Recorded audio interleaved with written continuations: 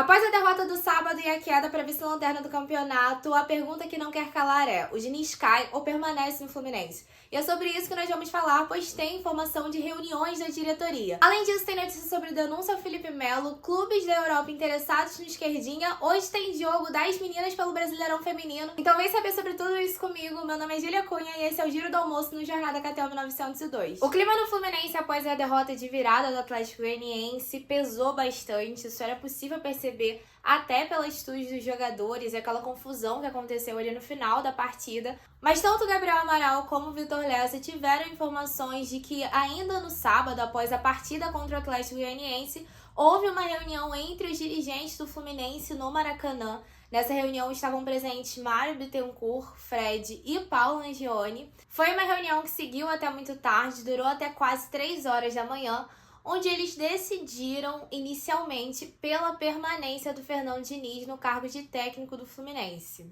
Obviamente, essa é uma decisão que pode mudar até em conversas com o próprio técnico ao longo dessa semana. E, na minha opinião, até pela situação ter alcançado aí um nível insustentável. Mas a decisão inicial foi essa.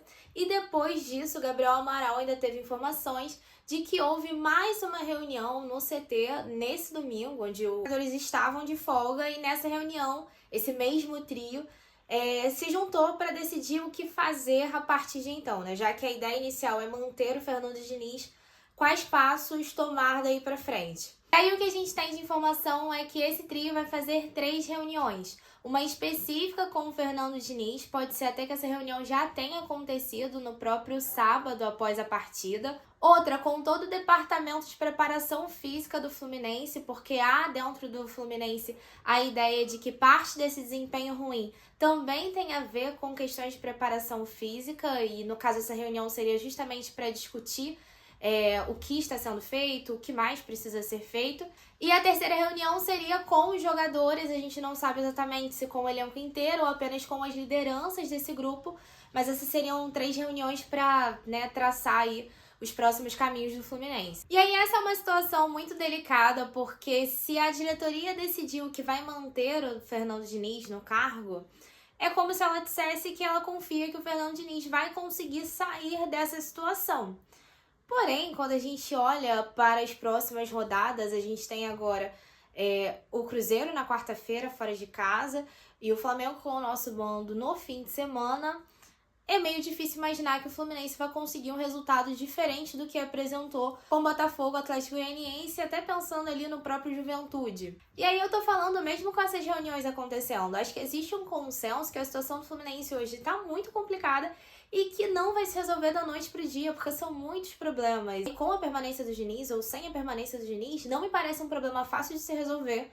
E você escolher manter o Diniz nessa situação parece que é só arrastar o problema. E aí, quando a gente olha para os 2 próximos jogos na tabela, é basicamente certo que a gente vai se complicar ainda mais no Brasileiro. E aí é uma situação completamente desesperadora para quem tá do outro lado torcendo e não tem, nenhum retorno, nada que acalme por parte do clube. Isso sem contar que depois da derrota para o Atlético Goianiense, tendo assumido ali a vice-lanterna do campeonato, estando na frente do Vitória apenas por saldo de gols, sendo que a situação do Vitória na competição é terrível, né? A gente tá se igualando a essa situação. A gente não tem nenhuma palavra de ninguém. Esse time é cheio de medalhões, mas ninguém do elenco veio dar algum tipo de palavra pra torcida, algum tipo de resposta. E os dirigentes também não assumiram essa frente, né? Acho que o que a gente mais precisa é de respostas. E no momento estamos nós conversando com nós mesmos e tentando passar por essa situação sem nenhuma palavra do clube. Então vou te pedir, se você está curtindo esse vídeo, para deixar o seu like. E vou lembrar também que esse Giro do Almoço acontece sempre de segunda a sexta, 1h da tarde, com as notícias do dia, né? E agora a gente vai falar sobre a situação do Felipe Melo. Segundo a matéria da Bárbara Mendonça, do GE, o Felipe Melo vai ser denunciado pelo STJD por agressão física durante a partida.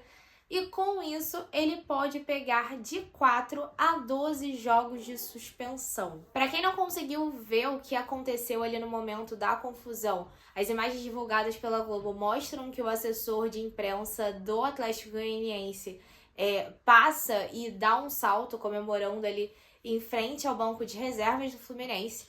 E após isso, o Felipe Melo vai e empurra esse assessor de imprensa. E bem, né, começa uma confusão generalizada e por conta disso ele pode ser enquadrado em uma questão de agressão durante a partida. Minha opinião sobre isso, a atitude do assessor de imprensa do Atlético Goianiense, na minha opinião, foi completamente errada. Você tem determinadas posturas e condutas a tomar quando você está fazendo a cobertura de um jogo. Só que ela também não justifica o empurrão que o Felipe Melo deu no assessor.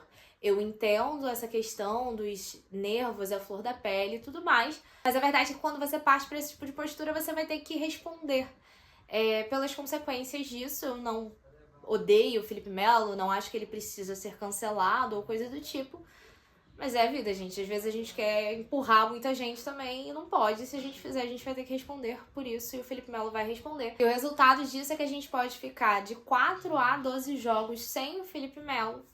E bem, ele é o zagueiro base do nosso time, uma das lideranças desse grupo.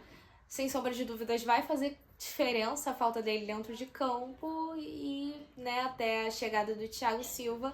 Quem a gente tem para esse lugar é Marlon e Manuel, que tem deixado muito a desejar. Agora a gente vai falar sobre mais um moleque de Xerém que tem atraído bastante os olhares de clubes da Europa, mas antes disso eu vou te pedir para você se inscrever aqui no Jornada se você não é inscrito, para ficar 100% ligado no Fluminense. A informação é do Joaquim Piera, jornalista do jornal espanhol Esporte, e disse que o Barcelona está interessado no lateral esquerdinha. Segundo ele, o clube já observa o jogador há anos e a ideia inicial é adquirir o jogador para o Barcelona B, com boas expectativas dele subir para o time principal rápido.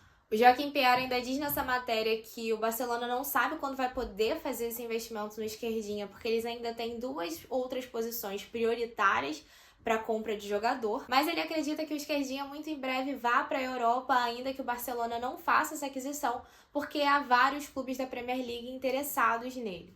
Bem, a gente não tem muito o que falar sobre o esquerdinha porque não tivemos muitas oportunidades de ver ele atuando pelo profissional, então, né, possivelmente essa seria uma venda que o Fluminense conseguiria um bom valor por ser um jogador novo, que já atuou por seleção de base, mas assim, né, fica aí um pouco do desânimo de saber que talvez a gente perca um cara muito promissor, sem ter visto ele ter de fato chances pelo profissional. E acabou de sair uma notícia sobre o Felipe Coutinho envolvendo o nome do Fluminense. Todo mundo sabe que o Vasco está tentando repatriar o jogador, mas, segundo a matéria do Bruno Murito e da Jéssica Maldonado, o Fluminense e o Botafogo também estão sondando o Felipe Coutinho enquanto essa situação não se resolve. Não vou entrar em detalhes aqui porque a matéria fala mais sobre as conversas do Botafogo e diz que o Fluminense apenas observa a situação e tem interesse no meio, mas sabe da preferência dele pelo Vasco. Então não tem muitos detalhes, mas como saiu notícia, não podia ficar faltando aqui no nosso giro do almoço. E pra fechar, hoje o Fluminense enfrenta o América Mineiro pela 13ª rodada do Brasileirão Feminino. O jogo vai acontecer em Xerém às 3 horas da tarde e vai ter transmissão do canal Gold. Esse é um confronto importante porque a competição já tá chegando no final e os dois times estão brigando ali para tentar pegar uma vaga para as quartas de final da competição. Então fica aí para vocês a recomendação do Jogo das Guerreiras. E aproveitando esse finalzinho para falar um pouco da base, já que ao longo da semana a gente falou da Mitad do Mundo, nesse domingo o Sub-18 do Fluminense enfrentou o Independente Júniores ali na disputa pelo 3º lugar da competição, mas acabou com o 4º, né? O jogo ficou empatado por 1-1 e no final nós perdemos na disputa de pênaltis, ficamos no 4º lugar da competição. Esse foi mais um Giro do Almoço, espero que vocês tenham gostado. À noite tem live do Jornada e amanhã eu te espero aqui para mais um Giro do Almoço a 1 hora da tarde.